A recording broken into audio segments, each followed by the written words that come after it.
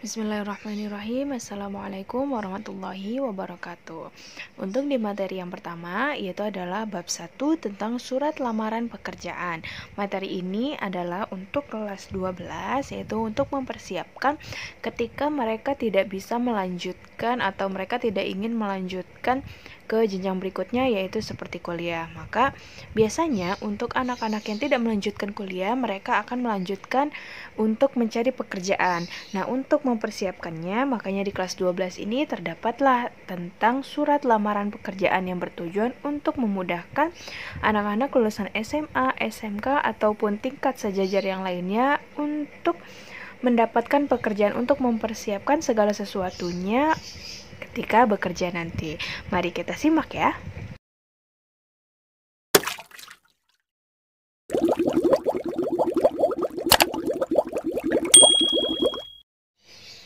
Berikut adalah contoh dari surat.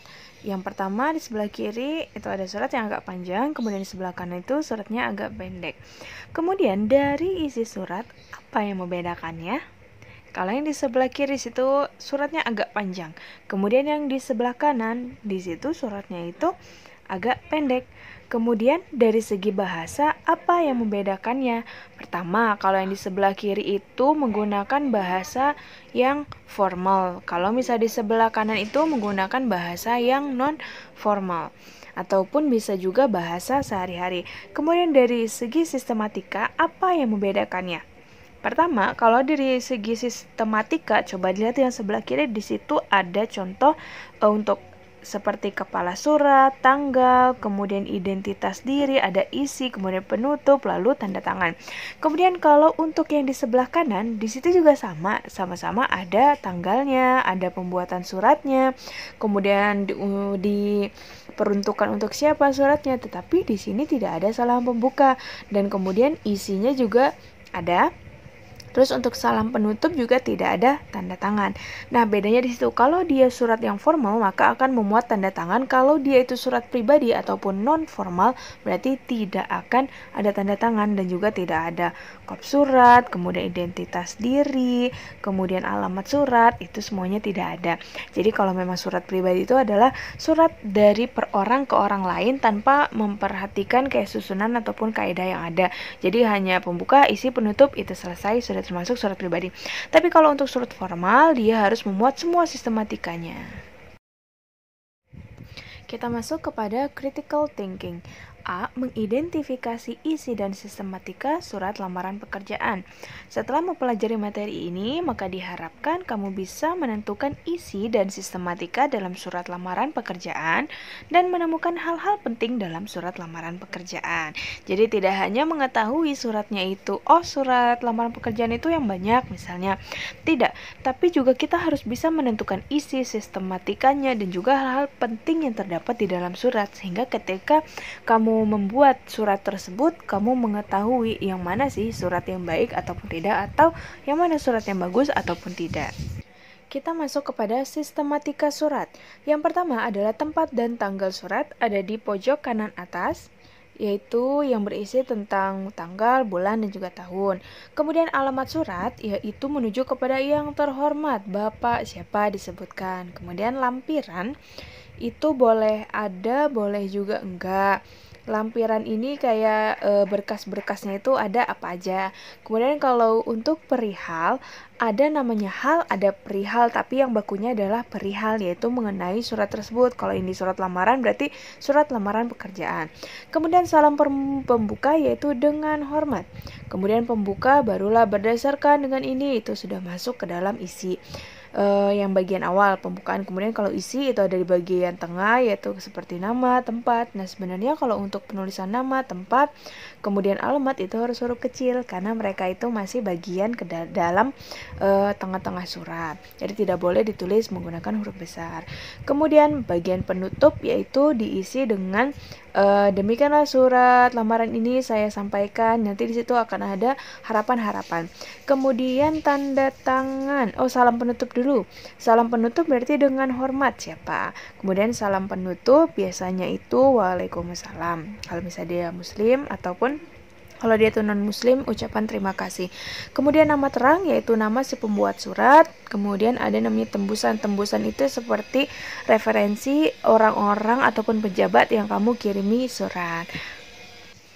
Argumentasi surat. Di dalam surat lamaran terdapat pula argumentasi. Berikut adalah kutipan argumentasi di dalam surat. Pertama adalah fotokopi ijazah, pas foto, fotokopi kartu kerja, surat keterangan kesehatan, surat keterangan kelakuan baik. Nah, maksud dari argumen sini bukanlah pendapat, tetapi seperti data penyokong kamu ketika kamu akan melakukan atau kamu menyisipkan di dalam berkas surat lamaran pekerjaan. Gunanya apa? Yaitu untuk mendukung data-data kamu. Jadi mengetahui kamu itu siapa, lulusan siapa, bagaimana dengan akademiknya, kemudian alamat, apakah warga negara asli ataupun bukan, dan juga keterangan-keterangan yang lainnya. Jadi sebagai data pendukung agar si yang punya perusahaan ataupun tempat yang kamu lamar pekerjaannya itu, mereka bisa menimbang apakah kamu layak ataupun tidak dalam pekerjaan yang mereka miliki. Nah, itu adalah surat lamaran pekerjaan. Lalu, sebenarnya apakah surat lamaran pekerjaan itu? Kalau di sini kita lihat ya, jika dicermati paparan di atas, surat lamaran tergolong ke dalam jenis eksposisi. Sesuai dengan pengertiannya bahwa surat lamaran pekerjaan adalah surat dari seseorang yang memerlukan pekerjaan kepada orang atau pejabat yang dapat memberikan pekerjaan atau jabatan. Melalui surat lamaran, pelamar menyampaikan permohonan untuk diterima sebagai pegawai. Permohonan ini tentulah harus mengandung tesis, dan tesis harus didukung argumentasi yang kuat agar yang akan menerima pelamar merasa yakin dengan permohonannya. Jadi maksudnya seperti ini. Surat lamaran itu dari kamu, seorang yang membutuhkan pekerjaan, kemudian melamar ke perusahaan ataupun orang yang membutuhkan pekerjaan. Itu adalah definisi secara globalnya. Nah, untuk definisi secara terperinci, kamu bisa bebas mengarangnya. Yang penting surat yang membutuhkan pekerjaan menuju ke orang yang menerima pekerjaan. Jadi intinya sih seperti itu. Untuk selengkapnya seperti apa itu terserah kamu mau mendeskripsikannya itu seperti apa. Jadi surat lamaran itu bukan hanya mau pekerjaan aja, tapi juga dia akan memuat suatu jabatan ataupun posisi yang kamu inginkan. Kemudian dalam surat itu juga akan berisi data-data pendukung. Seperti yang tadi Miss katakan, data pendukung tersebut memiliki kayak apakah kamu layak untuk menerima pekerjaan tersebut, ataukah kamu itu pantas atau sesuai gak sih dengan skill kamu? Karena memang untuk melamar pekerjaan ini, para pencari ataupun para perusahaan itu yang akan menerima, pasti mereka akan selektif dalam memilih. Jadi memang tidak sembarangan orang. Makanya kenapa untuk pekerjaan ini agak sulit untuk didapatkan, karena memang mereka akan selektif dalam memilih. Mereka tidak akan mungkin memilih orang yang sembarangan. Biasanya kalau untuk perusahaan, kalau misalnya bagian yang outsourcing, mereka pasti akan menerima walaupun kamu itu masih fresh graduated, atau misalnya kamu anak SMK juga nggak masalah bagi mereka. Cuman untuk gaji juga pasti akan berpengaruh.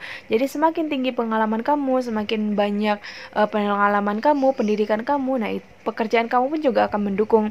Jadi semakin kecil pengalaman kamu ataupun kamu tidak mempunyai pengalaman, maka gajinya kamu juga pasti akan berpengaruh. Makanya tidak heran sekarang banyak perusahaan yang menginginkan kalau pencari kerja itu harus memiliki pengalaman. Biasanya itu pengalaman sekitar 1 sampai dengan 3 tahun. Tapi kebanyakan juga mereka ingin yang 5 tahun. Nah, untuk mencapai pengalamannya ini, maka disarankan kamu itu harus membanyakkan pengalaman kamu.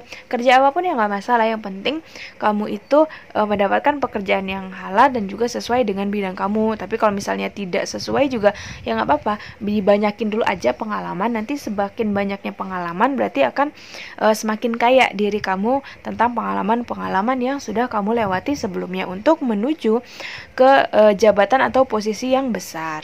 Di dalam surat juga akan memuat pertama sumber resmi. Sumber resmi di sini maksudnya kamu mendapatkan pekerjaan ataupun informasi pekerjaan tersebut dari mana? Apakah dari iklan? Jika memang iklan kamu dapat misalnya dari koran, dari televisi ataupun radio, maka kamu harus menyebutkan sumbernya. Jadi dengan datangnya surat ini, saya mendapatkan informasi dari siapa? Kamu sebutkan sumbernya. Kalau misalnya dari koran apa, tanggal berapa? Kalau misalnya dari orang dalam ataupun dari karyawan perusahaan tersebut, maka kamu sebutkan siapa namanya dan kemudian jabatan dari orang yang merekomendasikan kamu. Atau kalau misalnya kamu dapat dari media massa juga nggak masalah, jadi kamu harus catat semua sumber kamu itu dapat dari mana. Kemudian untuk surat dalam praktiknya itu riwayat, jadi ada daftar riwayat, ada daftar CV. Jadi ada dua versi nih. Yang pertama, kamu bisa menggabungkannya dengan CV dan juga surat lamaran, atau kamu itu bisa memisahkannya antara CV dan juga surat lamaran. Kebanyakan dari para pencari pekerjaan dan juga perusahaan itu lebih senang menggunakan CV itu satu lembar, kemudian surat lamaran pekerjaan itu satu lembar. Jadi boleh digabung, tapi kayaknya agak sulit sih, karena kamu tidak bisa mendeskripsikan diri kamu dengan baik.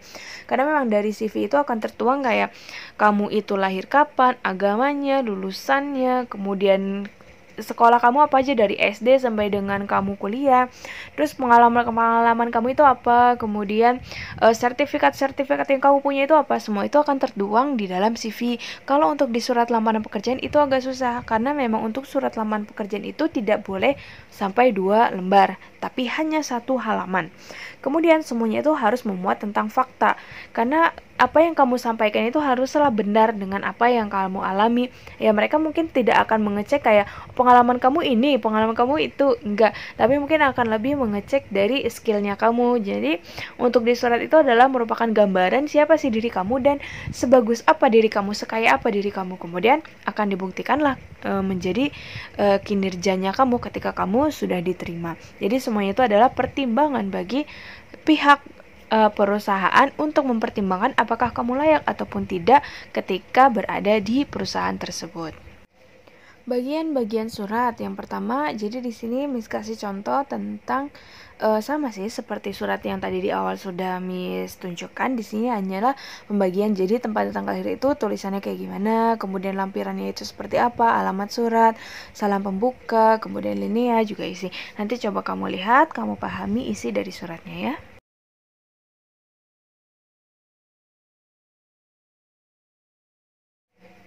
Fungsi surat lamaran pekerjaan. Pertama, pengajuan permohonan kerja dari orang yang mencari pekerjaan memohon suatu kerjaan atau melamar pekerjaan kepada perusahaan ataupun mitra-mitra yang membutuhkan tenaga kerja. Kemudian surat juga berfungsi sebagai alat komunikasi. Kenapa bisa disebut sebagai alat komunikasi? Karena kita tidak bisa berkomunikasi langsung dengan perusahaan tersebut.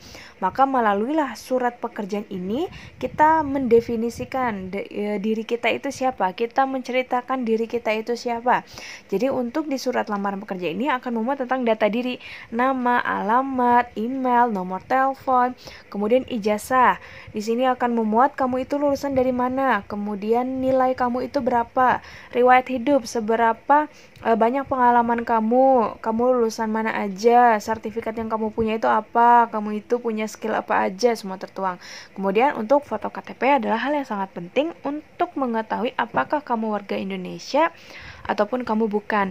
Jadi kalau untuk orang yang sudah memiliki KTP itu dia sudah kayak buat SIM, kemudian boleh untuk melamar pekerjaan. Tapi kalau misalnya tidak mempunyai KTP, berarti kamu masih di bawah umur dan itu belum diperbolehkan untuk bekerja. Kemudian sebagai bahan pertimbangan kualitas ataupun kecocokan dengan lowongan. Pertimbangannya kualitas kamu bagus atau enggak di dalam CV-nya kamu akan mencerminkan kamu itu siapa. Kualitas kamu itu seberapa, cocok nggak dengan pekerjaan yang mereka sedang cari, tentang pekerja yang mereka anggap sesuai dengan pekerjaan yang mereka tawarkan kepada kamu. Jika memang sesuai, pasti kamu akan ditelepon untuk interview. Tapi kalau misalnya tidak, berarti mereka biasanya akan ya diemin aja kamu gitu. Untuk konfirmasi sebenarnya jarang. Kebanyakan mereka itu kalau misalnya kamu diterima pasti akan ditelepon, kalau enggak ya udah kamu akan diabaikan. Jadi untuk melamar pekerjaan ini lebih baik kamu jangan mengacu pada satu tempat, tapi kamu harus mendaftarnya ke semua tempat. Jadi misalnya dari 10 pasti akan ada satu yang tembus. Cara membuatnya, pertama kamu harus menggunakan bahasa formal. Bahasa formal itu yaitu bahasa yang baku, singkat, jelas, dan juga padat. Ada bahasa yang formal, ada juga bahasa yang non-formal.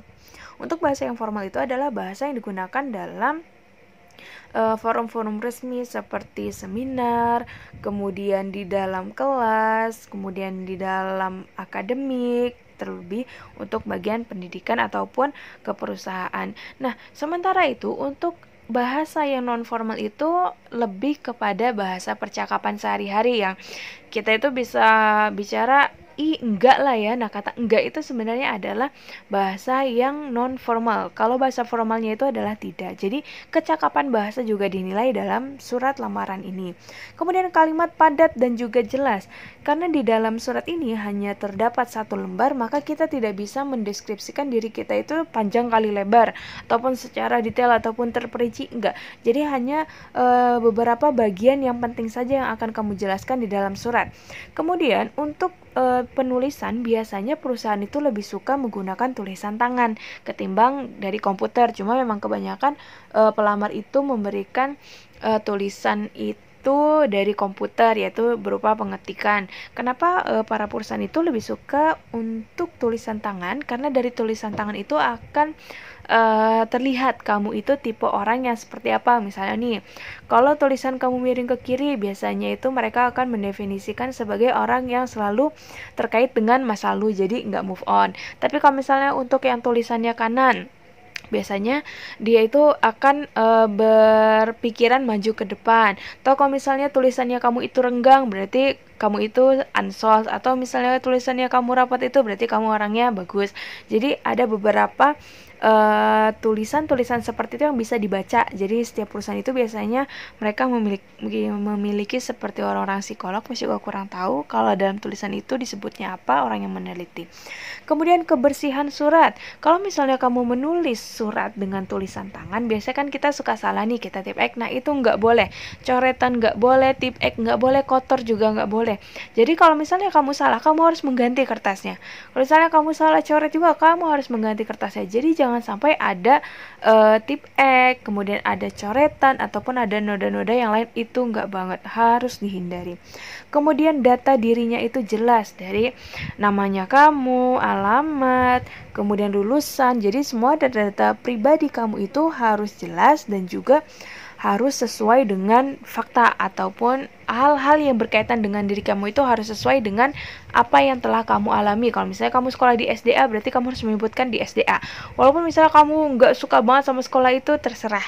Yang penting kamu hanya menuliskannya saja. Kan mereka juga tidak akan menulis, oh kamu di SDA ya, waktu itu sekolahnya gimana? Enggak, mereka nggak akan menanyakan itu. Jadi pendukung dari sekolah mana kamu itu adalah pendukung, jadi kayak kualitasnya kamu itu bagus atau enggak. Sumber-sumber lamaran pekerjaan. Untuk surat lamaran pekerjaan ini, pertama bisa menggunakan tanpa sumber. Maksud dari tanpa sumber di sini adalah kamu main lamar-lamar aja ke tempat-tempat yang kamu anggap benefit. Baik itu tempat yang kamu jumpai ataupun kamu hanya asal aja cuma mau iseng-iseng berhadiah gitu, itu juga boleh. Jadi tanpa sumber di sini adalah kamu tidak mendapatkan referensi dari siapapun ataupun dari manapun, ya udah kamu main lamar aja. Entah itu ada pekerjaan atau tidak, itu masalah belakangan, yang penting kamu melamar. Kemudian dari media di sini bisa berupa media sosial ataupun media massa. Misalnya untuk media massa, kamu dapat dari koran. Atau kalau misalnya media sosial, kamu bisa dapat dari Facebook, dari WhatsApp, dari mana aja sumbernya. Itu adalah media. Kemudian yang terakhir adalah referensi pihak tertentu. Nah, untuk referensi pihak tertentu sebenarnya sih lebih menguntungkan ketimbang kamu itu dapat tanpa sumber ataupun dari media. Karena referensi pihak tertentu ini anggaplah dia itu kan orang dalam. Jadi ketika nama kamu dibawa oleh orang tersebut, kemungkinan biasanya itu adalah kemungkinan besar kamu akan diterima karena memang kamu sudah direkomendasikan dengan karyawan yang bekerja di sana Biasanya kalau untuk rekomendasi ini bukanlah orang sembarangan yang akan mereka bawa, pasti orang yang memenuhi kualifikasi. Misalnya kamu itu orangnya bagus, kinerjanya juga bagus, maka untuk pihak ataupun bos dari sana itu pasti tidak akan ragu karena memang kamu itu adalah bawaan orang dalam, bisa dibilang seperti itu. Tapi biasa juga banyak ketika orang dalamnya itu udah dibawa, kamu tidak akan langsung diterima, tapi biasanya akan ada tesnya, misalnya tes tertulis, tes komputer, kemudian interview, ada juga yang seperti itu. Tapi kalau misalnya untuk orang dalam ini sih tergantung ya dari pihak referensi tertentu, biasanya ada yang pakai seleksi dulu, ada yang langsung diterima, tergantung dari perusahaan tersebut. Kalau misalnya semakin tinggi gaji yang ditawarkan, maka akan semakin selektif dalam pemilihan karyawannya, karena untuk gaji yang tinggi berarti pekerjaannya pun akan berat dan juga tidak main-main. Unsur-unsur surat lamaran pekerjaan. Pertama, bentuknya itu harus menarik. Contohnya itu seperti gambar yang ada di sebelah kiri. Biasanya kalau yang kita ketahui surat lamaran pekerjaan itu ya hanya hitam putih aja. Jadi memang ada yang pakai tulisan tangan. Kalau tulisan tangan kan memang harus ya hitam putih. Kamu nggak mungkin akan menghias-hiasnya dengan spidol ataupun dengan krayon, itu juga tidak. Jadi kalau untuk bentuknya menarik biasanya akan menggunakan komputer atau berupa pengetikan. Biasanya kalau pengetikan juga hanya hitam putih aja tapi nggak ada variasinya. Tapi kalau untuk surat yang di sebelah kiri ini merupakan surat yang bervariasi. Kenapa? Karena misalnya ada warna yang birunya, kemudian dia taruh fotonya di sebelah kanan atas, kemudian warnanya itu bernuansa biru dan juga putih, itu kan lebih menarik untuk dibaca. Kemudian tepat sasaran. Kalau misalnya kamu itu lulusan IT, berarti kamu harus melamar pekerjaan IT juga. Jangan sampai kamu itu seberang profesi kamu. Misalnya kamu itu melamar IT, misalnya kamu itu lulusan IT tapi kamu melamar di dalam misalnya translatean, itu sebenarnya kurang nyambung sih, karena memang bukan keahlian. IT kan biasanya berhubungan dengan komputer, dengan software ataupun dengan hardware yang di dalam komputer ataupun laptop, alat-alat elektronik biasanya. Kemudian kamu melamar ke penerjemah, sedangkan penerjemah itu adalah menggunakan sekitar 70 sampai dengan 80% itu menggunakan keahlian kamu untuk menerjemah, dan untuk setelah itu untuk pengetikannya biasanya akan menggunakan komputer, jadi tidak akan nyambung kalau menurut Miss. Kalau kamu jurusannya IT berarti kamu melamar pekerjaan yaitu yang berbau tentang IT juga. Atau misalnya kamu orang bahasa, kamu melamar sebagai translator, itu juga masih masuk akal karena memang bahasa itu kan translate itu kan akan menggunakan bahasa untuk ditranslate ke bahasa tertentu. Jadi itu masih nyambung, masih linear. Kalau tidak itu makanya akan susah sih. Kemudian bahasanya itu harus menarik. Maksud dari bahasa menarik di sini adalah bahasanya itu tidak panjang, lebar, dan juga terstruktur dengan baik. Kemudian menggambarkan kemampuan pengarang. Kamu itu mampunya apa yang bisa kamu lakukan. Kamu sebutkan di situ. Kalau misalnya kamu itu ahli dalam berbicara bahasa Inggris, berarti speakingnya kamu itu berapa persen. Kemudian kalau misalnya kamu bisa mengaplikasikan komputer apa aja, misalnya Microsoft Word, kemudian PowerPoint, Excel, dan segala macam kamu sebutkan, itu akan menjadi nilai penting atau nilai plus untuk kamu.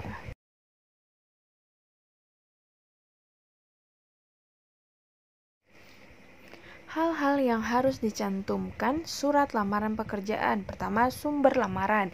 Yang tadi tuh, apakah kamu dapat sumber misalnya dari media sosial ataupun media massa, atau dari referensi dari orang tertentu. Kemudian, identifikasi diri lengkap dan jelas. Kamu sebutkan nama kamu siapa, alamat, kemudian sekolahnya kamu, posisi yang dikehendaki, kamu ingin melamar sebagai apa. Kalau misalnya kamu sebagai guru, berarti kamu melamar sebagai guru atau sebagai manajer ataupun trainee, bisa. Kemudian riwayat pendidikan, di sini SD, SMP, SMA, kuliah disebutkan. Jadi untuk nama sekolah kamu sebutkan dan tahun berapa kamu masuk ataupun tanggal berapa kamu lulus. Jadi kedua itu harus dimuat di dalam surat. Kemudian riwayat pekerjaan. Nah, di sini riwayat pekerjaan juga pengalaman kamu kerja. Kamu pernah menjadi misalnya pernah menjadi shopkeeper, kemudian pernah menjadi guru atau pernah menjadi translator, itu kamu tulis pengalaman kamu. Sekecil apapun pengalaman kamu tulis. Dan tahunnya itu tahun berapa. Kemudian kemampuan yang dimiliki, yang tadi tuh, apakah kamu misalnya memiliki kemampuan dalam berbahasa atau kamu memiliki kemampuan dalam komputer, menguasai beberapa Microsoft Word misalnya. Terus juga surat referensi. Surat referensi di sini adalah kamu itu bawaan dari mana, atau kira-kira referensi siapa sih yang kamu terima, atau surat dari mana kamu terima, atau kamu itu bawaan dari mana. Jadi segala macam sumber yang mengatakan di sana ada pekerjaan, kalau misalnya itu orang dalam kamu libatkan. Tapi kalau misalnya hanya sebatas teman, kalau bisa sih jangan. Karena untuk sumber ini biasanya digunakan adalah sumber terpercaya. Hal-hal yang harus diperhatikan surat lamaran pekerjaan. Surat lamaran ditulis tangan di atas kertas yang bergaris ukuran folio. Tulisan harus jelas, bersih, dan tidak ada coretan satupun. Surat lamaran pun dapat dibuat menggunakan mesin tik ataupun komputer. Jadi yang tadi tuh udah disebutkan, surat lamaran itu ada dua versi. Pertama tulisan tangan. Kalau tulisan tangan berarti harus bersih, tidak ada kotoran, tidak ada noda, tidak ada tip X ataupun coretan. Atau bisa juga menggunakan komputer, yaitu bisa melalui pengetikan. Untuk pengetikan ini biasanya banyak orang yang menggunakan karena bisa divariasikan. Seperti surat yang sebelumnya bisa dikasih warna, bisa dikasih foto. Tapi kalau untuk surat lamaran yang menggunakan tulisan tangan hanya hitam putih saja. Dan untuk tulisan tangan ini harus menggunakan kertas yang bergaris atau biasanya itu disebut sebagai folio. Kemudian pelamar harus menyebutkan diri bukan dengan kata ganti kami, melainkan saya. Jadi kamu harus menulis dengan kata saya yang bertanda tangan di bawah ini. Jadi tidak boleh menyebutkan kami. Pelamar juga harus menyebut pimpinan instansi dengan bapak atau ibu jika sudah jelas pemimpinnya. Kalau misalnya kamu tahu pemimpinnya itu bapak, ya kamu sebut bapak. Atau misalnya kalau dia ibu, ya kamu sebut ibu. Atau biasanya kalau misalnya kamu tidak mengetahui, cukup dengan sebutkan nama perusahaannya. Ataupun bisa kamu nyebutkannya bapak atau ibu HRD biasanya. Kemudian apabila belum jelas, dapat langsung menyebutkan suatu jabatan. Kayak tadi tuh misalnya yang bagian HRD-nya atau bagian apanya gitu. Jadi kalau memang kamu benar-benar tidak tahu, cari aman sih memang biasanya adalah HRD. Itulah beberapa penjelasan tentang surat lamaran pekerjaan. Jadi perlu diingat, surat lamaran pekerjaan itu sebenarnya tidak begitu sulit dan juga tidak begitu mudah. Kalau untuk cara membuatnya sih kamu bisa melihat beberapa referensi karena memang sudah banyak, baik itu di Google, kemudian ada juga referensi di bagian karya ilmiah ataupun akademik yang lain. Nanti coba kamu cek, tetapi perlu diingat untuk pengambilan contoh surat lamar ini kamu harus selektif dalam memilih. Jangan sampai kamu memilih surat yang memang kurang bagus. Jadi kamu lihat dulu, kamu teliti apakah surat tersebut itu bagus atau tidak. Biasanya kalau untuk yang penggunaan komputer, misalkan kamu untuk menggunakan seperti contoh surat yang sebelumnya yang ada fotonya, kemudian ada gambarnya, ada warnanya, itu lebih menarik ketimbang kamu harus membuat ya udah dari Microsoft Word aja. Itu juga tidak menarik sih kalau menurut Miss. Pasti mereka akan mencari sesuatu yang berbeda dari kamu. Terima kasih yang sudah menonton video kali ini. Untuk referensi, Miss menggunakan referensi dari beberapa macam internet dan juga buku dari CV Duta Arya. Jadi perlu diingat bagaimana cara membuat surat lamaran pekerjaan yang baik. Jangan sampai kamu tidak mengetahui perbedaannya antara surat yang formal, yaitu surat lamaran pekerjaan, dengan surat yang non formal, yaitu surat pribadi. Terima kasih yang sudah menonton. Jika memang ada pertanyaan yang belum kamu mengerti, boleh kamu tinggalkan komen di link di bawah ini ya. Terima kasih. Wassalamualaikum warahmatullahi wabarakatuh.